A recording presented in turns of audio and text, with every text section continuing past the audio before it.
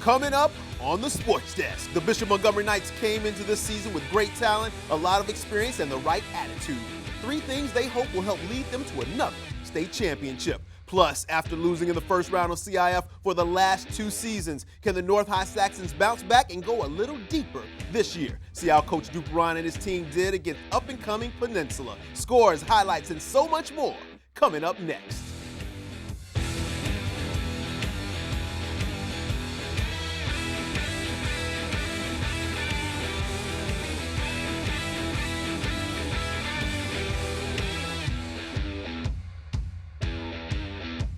Welcome to the Sports Desk. I am your host, Byron Newsome. Not only am I on your TV, you can find me on Instagram and Twitter as well. That's at Byron Newsome TV. I'm sharing on-the-scenes and behind-the-scenes footage of everything that's going on in the Torrance area.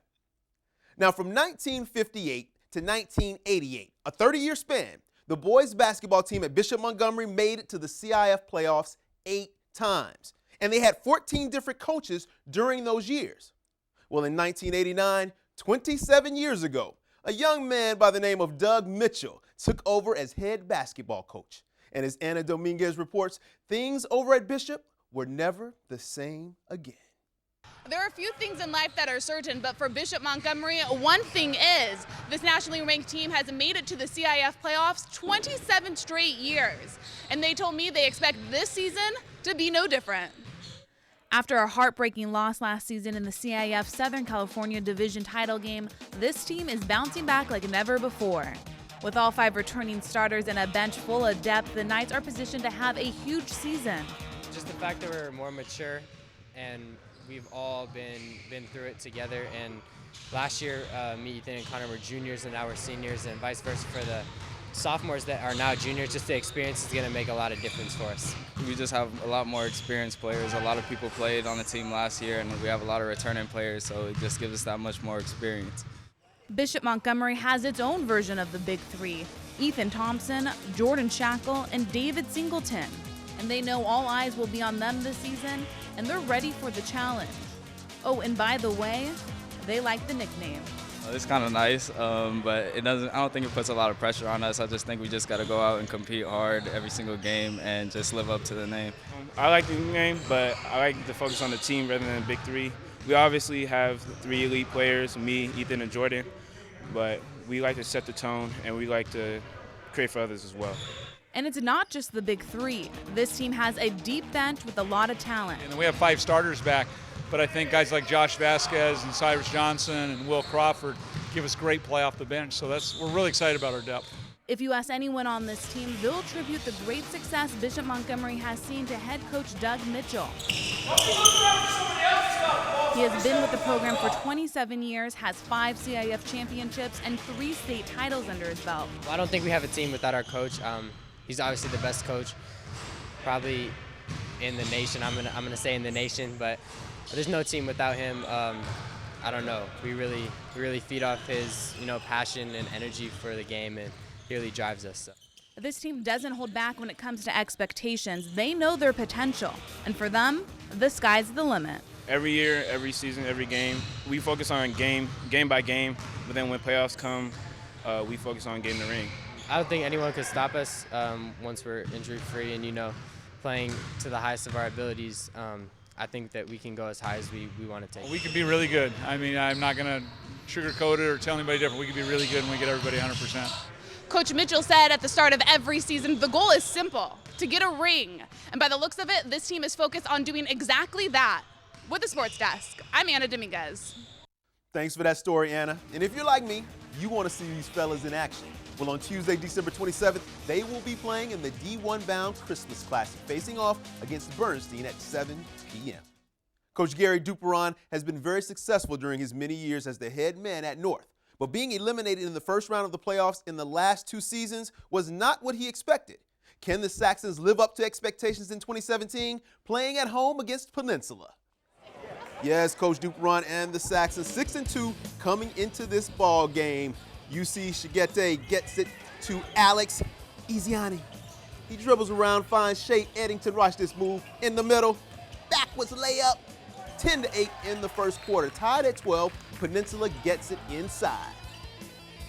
Once we get into the corner, they double team him. I don't know why they double team him. They get Blake Godbold wide open. Panthers take the lead. Now Shigete tries to take his man on the dribble. Finds some space, but scoop is no good. Peninsula gets the ball, and they are on the break.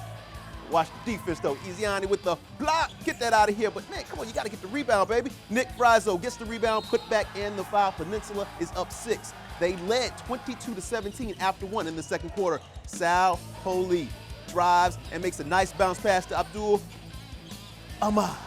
Yes, who finishes the play. Saxons trail 29-25, and while everyone is on the other end, Peninsula sends the ball to the other end. Frazzo with the put down. Peninsula up 33-28 when Kyle Baba. Watch this. You gonna leave me open? Okay, pops a 3, cutting the lead to 2 points. Now, this is gonna be hard to watch, ladies and gentlemen. I didn't want to put this on here. Watch this. Stephen Nuwawu in the corner over there, number 11. Watch what he does for the oop. Oh, watch when he gets, his eye is immediately bleeding. That was very difficult. I hope this young man is gonna be all right. Watch this, he's going off. He's gonna try to go back in the game. He's like, no, son, go get this checked out. The game is tied at 41 at the half. There's a cut over his eye, but it looks like he's gonna be okay. His teammates are bothered by it. When they come back out to give him 5, he's like, hey, I'm okay. It's just a little cut, look at it. Put a little ice on it, show his teammates, oh, it's all right, I'll be okay. He didn't come back in this game, but he was okay. Now in the third quarter, Shea Eddington has some space here. He makes them pay. North is up in the second half by 1, but the Panthers look prepared for North's pressure D. Jordan Gadzik to Frazzo, bucket and the foul. Nick Frazzo led all scorers with 32 points on the night, down 53-50 in the third quarter. North is getting ready. They are ready. Izziani's pass is stolen though. Godbold takes it and he finishes 55-50 Peninsula. North wastes no time. Shigete to Izziani. This time, he doesn't pass it. He says, I'm going to shoot this one. 55-53 ball game, ladies and gentlemen. But the long arms of Peninsula made a difference as the Panthers went on an 11-2 run from here to go on and beat the Saxons 86-72. Shea Eddington led North with 14 points, while UC Shigete and Kyle Baba had 9 points apiece. The day after Christmas, the Saxons will be in action against the California Military Institute, part of the Leon Davis Classic at 4:30 p.m. in La Habra. The Torrance Tartars had their first winning season since 2011 last year. After losing their first 3 games of this season, they have gone 4-2 over their last 6 games. Sam Vargas was there as the Tartars tried to make it 5 out of 7 against the Mira Costa Mustangs. The 2016-2017 Tartars made their home debut, and they couldn't be more excited to introduce their new team to their home fans. And now, the starting lineup for your Torrance Stars. After getting off to a slow start this season, the team is looking to reclaim some of the magic that won them the Pioneer League last year. Our guys really want to defend our crown, the Pioneer League crown, and we hope we can. We got a really young group, so we got a lot to learn, and we got a lot of chemistry and things to work out. We haven't had a consistent starting lineup for more than like 3 or 4 games so far this season, and so we're still tinkering with things. We're excited about the season starting. We picked things up in the second half. Torrance fell behind early against Mira Costa, but rallied in the third behind back-to-back threes by guard Logan Young, cutting the lead to 36-30. The Tartars held strong, but things started to fall apart late in the fourth. Poor defense and turnovers allowed the Mustangs to pull away, opening an 18-point lead and eventually running away with the game 64-40. We just really didn't play like ourselves. We didn't play very well, but credit to Costa. They are probably the cause of a lot of it. And so I think we'll bounce back later. Again, just a bunch of little mental mistakes. They got a few layups and just poor defense on our end. Just a lot of adjustments and holes that we need to shore up. The Tartars will look to bounce back when they begin league play. That starts January 6th when they take on longtime rivals West High. Reporting from Torrance High School, I'm Sam Vargas with the Sports Desk. Thanks, Sam. And before they open league play in the new year, they will be playing in the Rancho Mirage Holiday Invitational on Monday, December 26th. They will be facing Royal Highlanders out of Simi Valley. Also in action the day after Christmas, the South High Spartans will be in the San Pedro Pirate Holiday Tournament taking on Animo South LA. On Tuesday, December 27th, the West Warriors will be facing Steel Canyon in the Mount Carmel Hoop Classic with a 7 p.m. start time, while Ambassador High School will take part in the Lion Cage Classic, where they will be taking on Temecula Prep on Wednesday, December the 28th. A few of our girls' teams have some action before this calendar year ends as well. The ladies from Bishop will be in action on December 26th. They will be playing in the West Coast Tournament against Lusinger. And the Torrance Tartars will be playing in the Las Vegas Holiday Classic Thursday, December 29th against Spring Creek with a 12 p.m. tip-off. West High School will also be in that tournament. Now, the girls' teams from North and South have a small break before they start back the first week of 2017. Coming up next on the Sports Desk, the Southern California Kendo organization invades West High School as they bring their last tournament of the year to the Torrance area. Plus, can the North Saxons pick up their second win of the year against Lawndale? See the highlight scores and more when we come back.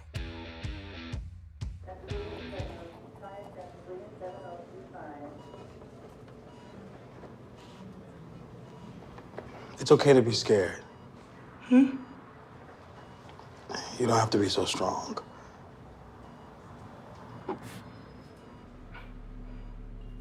Strength is not optional. This is my mother, my purpose. Real muscle is lifting her spirits between bedpans and bad news from doctors that doubt her strength. Strength is buried in bills, managing meds, and swallowing those moments of, Mom, it's me, your daughter. Remember? My strength is super, but I'm still human, right? Look who's here. There she is. Thanks for your patience. How you feel? If you're caring for a loved one, visit aarp.org/caregiving for care guides and community, or call 1-877-333-5885.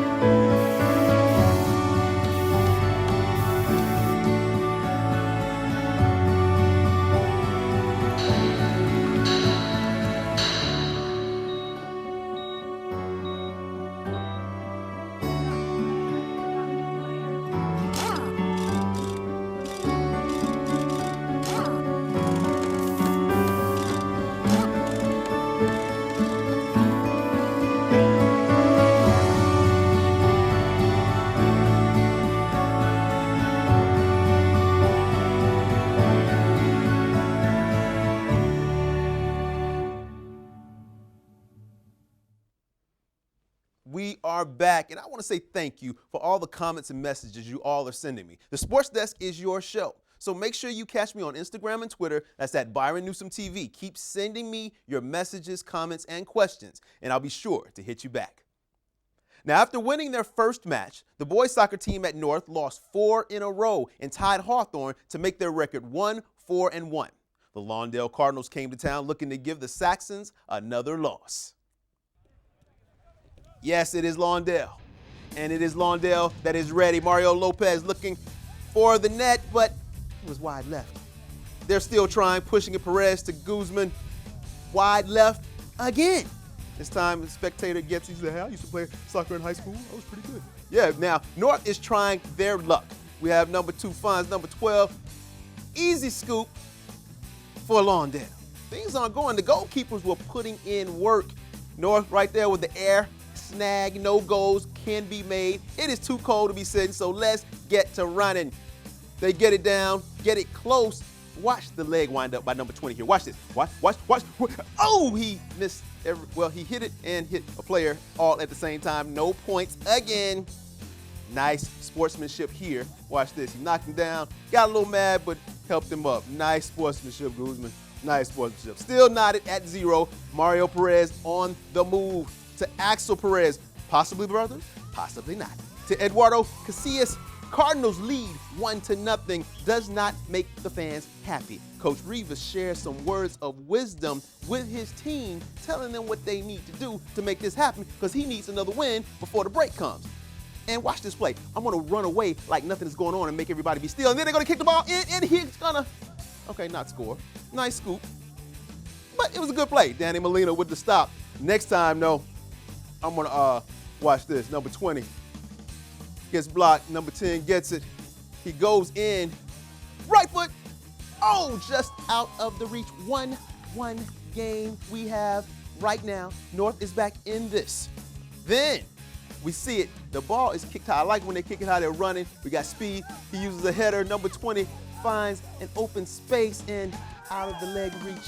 Yes, just out of reach. North goes up 2-1, and that will be the final score. The Saxons pick up their second win of the season and look to finish the year out with one more before they play Culver City on January the 4th. The first week of the new year will be full of soccer action for our local teams. Torrance High will be on the road visiting Redondo Union on Wednesday, January 4th. The Bishop Montgomery Knights will be taking at home playing Chadwick. They will be there Tuesday, January the 3rd. The South Spartans, who made it to the CIF championship game last year, will be taking an undefeated record into their January 3rd matchup against Lawndale. The West Warriors, who also haven't lost so far this season, will be taking their 4-0-1 record into the new year. They will be playing at home against PV on January 3rd on that day. On to the girls' side, Torrance High will be visiting Culver City on January 3rd as they hope to come away with their second victory in a row against the Centaurs. Bishop will be playing host to the South High Spartans. The girls from South started out hot, going 5-0 to start the season, but will carry a 5-1-1 record into that Bishop matchup. North High has one more before the year ends, and they will bring in the 2017 year with a January 4th matchup against El Segundo. West will be hitting the road, hoping to start the year off right against Redondo Union. The match is set for Wednesday, January the 4th at 6 p.m. Now, when I hear someone say martial arts, I immediately think of beautiful upper and lower body movement, the breaking of boards and the high over-the-head kicks.